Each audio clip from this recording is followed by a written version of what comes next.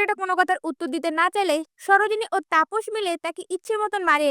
আর মারের চোটে ছেলেটা বলে ওঠে, হ্যাঁ হ্যাঁ, অ্যাশ আমার সাথেই ছিল। তখন সরোজিনী বলে ওঠে, এটার প্রমাণ কি তোর কাছে আছে? ছেলেটাও বলে ওঠে, হ্যাঁ, আমার ফোনে তার সাথে তোলা অনেক ছবি আছে।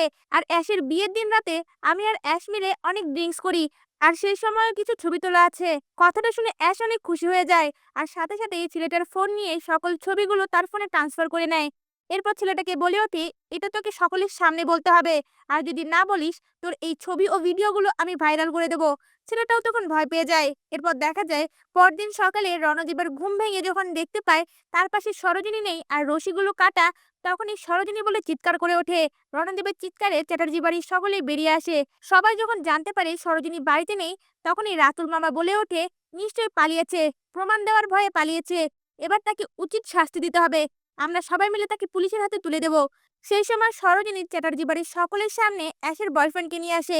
অ্যাশ তার বয়ফ্রেন্ডকে দেখে ভয় পেয়ে যায়, আর মনে মনে বলতে থাকে, ও এখানে কি করে এলো, সকলকে সত্যিটা বলে দেবে না তো? এই কথাগুলো ভেবে ভয় পেতে থাকে। এরপর দেখা যায় সরোজিনী অ্যাশের বয়ফ্রেন্ডকে রণদীপের সামনে নিয়ে এসে বলে ওঠে, এখন সত্যিটা এনাকে বল। অ্যাশের বয়ফ্রেন্ড তখন সাথে সাথে বলে ওঠে, বিয়ের দিন রাতে অ্যাশ আমার সাথে গিয়েছিল, অ্যাশ আপনাকে বিয়ে করলো, আমাকে ভালোবাসতো। এই কথা শুনে রণদীপ সহ চ্যাটার্জি বাড়ির সকলে চমকে ওঠে। তখনই অ্যাশ না বলে চিৎকার করে ওঠে, আর বারবার বলতে থাকে মিথ্যে বলছে, সরোজিনীর লোক ভাড়া করে নিয়ে এসে আমার নামে মিথ্যে বলাচ্ছে, এই ছেলেটাকে আমি চিনি না। তখনই রণদীপ সরোজিনীকে বলে ওঠে, এই কথাগুলোর আপনার কাছে কোনো প্রমাণ আছে?